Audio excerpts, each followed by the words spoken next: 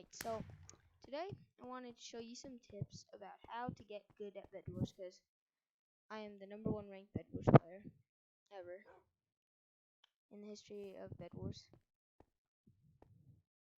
So basically, I'm going to have around 5 tips for you to become a Bedwars god. And, oh, lag. And, so I have 6 tips for you. So, #1 thing is do not build a bed defense. Bed defenses are not very good because they just get in your way. My second tip is to always buy the best sword that you can buy. So if you have 3 emeralds, I'm pretty sure you should buy a diamond sword. If you have 7 gold, you should buy an iron sword. And then my third tip is build massive platforms. Now, massive platforms are good so that you don't fall into the void. So you want to save up for around some wool, and then you're also going to want some endstone to bridge with. Now, bridging with endstone is good so that fireballs will not blow up your massive platform or bridge. So once we get 24 iron here, you're going to want to build with some endstone. So just take some endstone, and again, don't put a bed defense on, it just gets in your way. You basically just build a bridge. Now, since endstone is expensive, it might take a little bit, but now you should buy an iron sword so that when blue comes, kill it. This is how I became the best Bedwars player, by the way. Alright, okay, we just got unlucky. Again, usually you'll be able to win the game, and then you'll get like a win streak like Technoblade, and you'll be able to win. And then I have a couple more tips, is if you're going to make a bed defense, you should go to middle and get obsidian, as much obsidian as you can. And then my last tip for you is that buy as many fireballs as possible, so that when someone comes to your base, you can just launch as many fireballs as you can.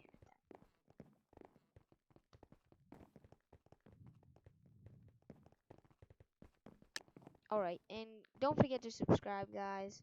I'm really working hard to supply you guys with how to be a pro at Bedwars, so then you can be like Purple and Gamerboy 80. And you can be as good as them one day. And alright, so we're just gonna buy our endstone, and we're gonna bridge to this base.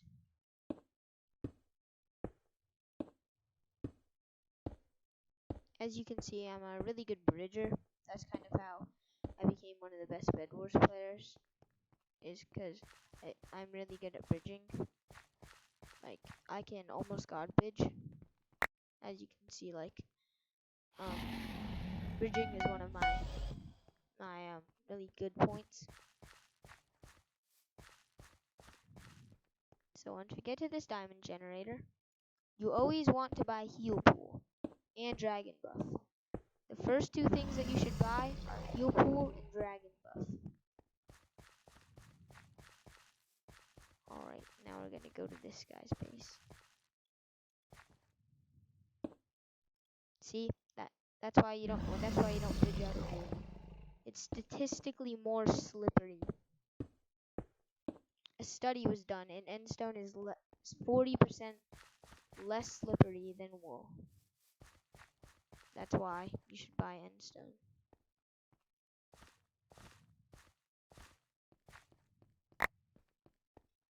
Now, once we get our stone, oh, there's a guy coming.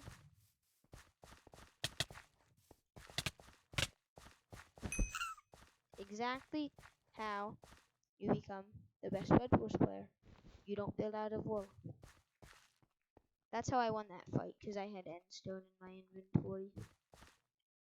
And we also need to make platforms so that we don't fall. And now you can also do this thing where you beg people for their diamonds in the chat. And most of the time they'll be really nice and say yes.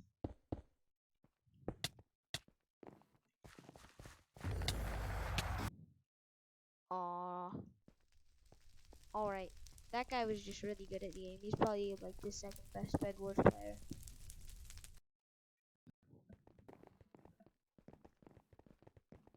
Alright, so those were my tips. Again, they're only built out of endstone. Do not place a bed defense. Buy dragon, buff, and heal pool. And do not build out of wool. And also, people like Purple and Gamerboy80, the reason that they're super good is because they practice a lot. So just practice using these techniques. You'll eventually be like the #1 Bedwars player like me.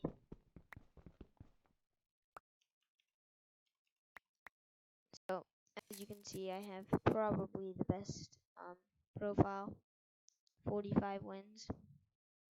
And don't forget to subscribe because I'm bringing you the best Bedwars content. And I'm trying to get you guys to become pros like me.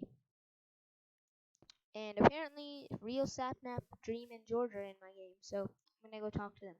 Goodbye.